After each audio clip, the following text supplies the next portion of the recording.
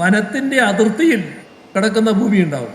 അപ്പോൾ വനാതിർത്തി പങ്കിടുന്ന ഭൂമിയിൽ പ്രത്യേക നിബന്ധനകൾ ആവശ്യമായിട്ട് വരും. ഭൂപരിഷ്കരണ നിയമം വ്യവസ്ഥ ചെയ്യുന്ന 15 ഏക്കർ വരെ ഭൂമിയുള്ള ഉടമസ്ഥർക്ക് ഈ ചട്ടങ്ങളുടെ ആനുകൂല്യം ലഭിക്കും. എല്ലാവർക്കും ആനുകൂല്യം ലഭിക്കുമെന്നർത്ഥം. 15 ഏക്കറിന് മേലെയുണ്ടെങ്കിൽ മാത്രമേ മറ്റു പ്രശ്നങ്ങൾ വരുന്നുള്ളൂ. ഇവിടെ നിർമ്മാണ പ്രവർത്തനങ്ങൾ ക്രമീകരിക്കുന്നതിന്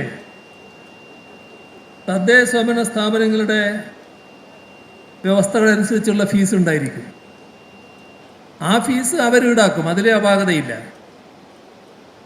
ഇപ്രകാരം നിർമ്മാണം ക്രമീകരിക്കുമ്പോൾ തദ്ദേശ സ്വയംഭരണ സ്ഥാപനങ്ങൾ പിഴ ഈടാക്കുന്നത് ഒഴിവാക്കണം എന്ന വ്യവസ്ഥ ഇതിലുണ്ടാവും. അപ്പോൾ തദ്ദേശ സ്വയംഭരണ സ്ഥാപനങ്ങൾ പിഴ ഈടാക്കാൻ പാടില്ല. നിയമപ്രകാരം കൊടുക്കേണ്ട ഫീസ് എന്താണോ അത് കൊടുത്ത് ക്രമീകരിക്കുക എന്നുള്ളതാണ്.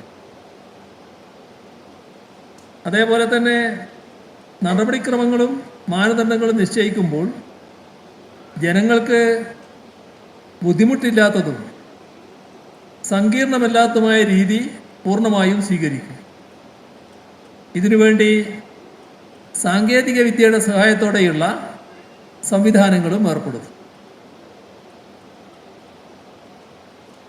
നിശ്ചിത അളവിലുള്ള നിർമ്മാണ പ്രവൃത്തികൾ മാത്രമേ ക്രമീകരിക്കുകയുള്ളൂ, ബാക്കിയൊന്നും ക്രമീകരിക്കില്ല.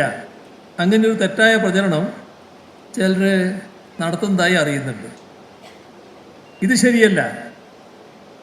ഒരു കാര്യം നേരത്തെ ഞാൻ പറഞ്ഞതിലുണ്ട്, നിശ്ചിത അളവ് വരെയുള്ളവ ചെറിയ ഫീസ് ഈടാക്കി കൊണ്ടുപോകും. അതിന് മുകളിലുള്ളവർക്ക് ഉയർന്ന ഫീസ് എന്ന് ചുമത്തിക്കൊണ്ടുപോയിരിക്കും കാര്യങ്ങൾ നടപ്പാക്കുക. അപ്പോൾ ക്രമീകരണം എല്ലാവർക്കും വരുമെന്നർത്ഥം. ഉയർന്ന നിർമ്മാണങ്ങൾ ക്രമീകരിക്കുന്ന അവസരത്തിൽ ചില മറ്റ് നടപടികൾ ആവശ്യമുണ്ടോ അത് പരിശോധിച്ചുകൊണ്ടിരിക്കുകയാണ്. ആ പരിശോധനയുടെ ഭാഗമായി ആ വ്യവസ്ഥകളും ഉണ്ടായിരിക്കും.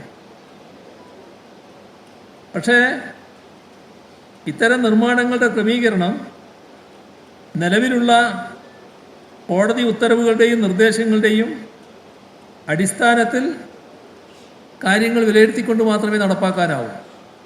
അതുകൊണ്ടാണ് അഡ്വക്കേറ്റ് ജനറലുമായി കൂടിയാലോചിക്കണമെന്ന നിർദ്ദേശം നൽകിയെന്ന് നേരത്തെ പറഞ്ഞത്.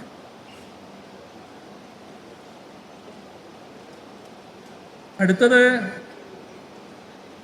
ഏതാവശ്യത്തിനാണോ ഭൂമി വിനിയോഗിക്കുന്നത് അതിനെ അടിസ്ഥാനപ്പെടുത്തിയാവും പുതിയ വിനിയോഗത്തിന് വ്യവസ്ഥകൾ കൊണ്ടുവരുന്നത്.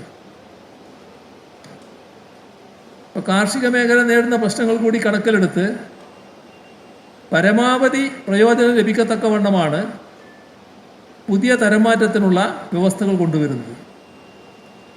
കാർഷികോൽപ്പന്നങ്ങളുടെ മൂല്യവർദ്ധനവ് ലക്ഷ്യമിട്ടുള്ള അനുബന്ധ സ്ഥാപനങ്ങൾ, ചെറിയ വാണിജ്യ സ്ഥാപനങ്ങൾ, പരിസ്ഥിതി സൗഹൃദ വ്യവസായങ്ങൾ, ഇവക്കെല്ലാം ഭൂമിയുടെ തുടർ വിനിയോഗം അനുവദിക്കും. മറ്റൊരു കാര്യം, നിശ്ചിത എണ്ണത്തിൽ കൂടുതൽ തൊഴിലവസരങ്ങൾ ലഭിക്കുന്ന കാർഷിക മേഖലയ്ക്ക് അനുയോജ്യമായ സംരംഭങ്ങൾക്ക് പരിസ്ഥിതി ഘടകങ്ങൾ കൂടി പരിഗണിച്ച് അനുമതി കൊടുക്കും. ആശുപത്രികൾ, വിദ്യാഭ്യാസ സ്ഥാപനങ്ങൾ, സഹകരണ സ്ഥാപനങ്ങൾ, കളിസ്ഥല നിർമ്മാണങ്ങൾ, ഇവയ്ക്കും തരം മാറ്റം അനുവദിക്കും.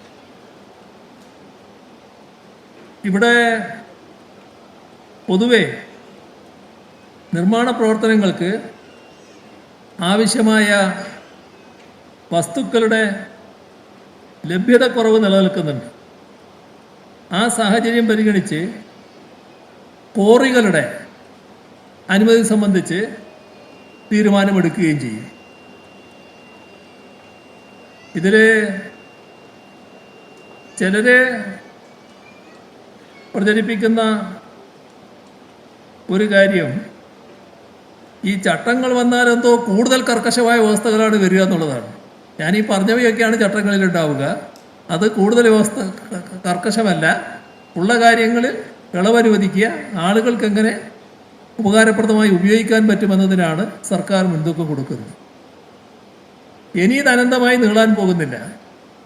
ഈ ഏതാനും നാളുകൾ കൊണ്ട് തന്നെ ഇതിൻ്റെ അവസാന ചർച്ചയും തീരുമാനവും ഉണ്ടാകാൻ പോവുകയാണ്. ഇതിപ്പോൾ മെയ് മാസത്തിൽ തന്നെ ഇതുമായി ബന്ധപ്പെട്ട് ഒരു തീരുമാനത്തിലേക്ക് നമുക്ക് എത്താൻ കഴിയും എന്നാണ് ഞങ്ങൾ പൊതുവിൽ പ്രതീക്ഷിക്കുന്നത്.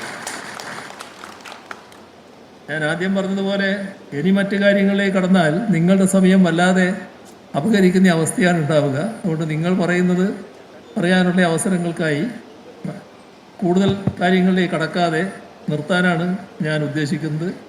ഇപ്പോൾ ആമുഖ ഭാഷണം ഇത്രയും കൊണ്ട് അവസാനിപ്പിക്കുന്നു. നിങ്ങളുടെ ചർച്ചയ്ക്ക് ശേഷം ബാക്കി കാര്യങ്ങൾ പറയാനുണ്ടെങ്കിൽ അപ്പോൾ പറയാം. നിങ്ങൾക്കെൻ്റെ സ്നേഹാഭിവാദനങ്ങൾ.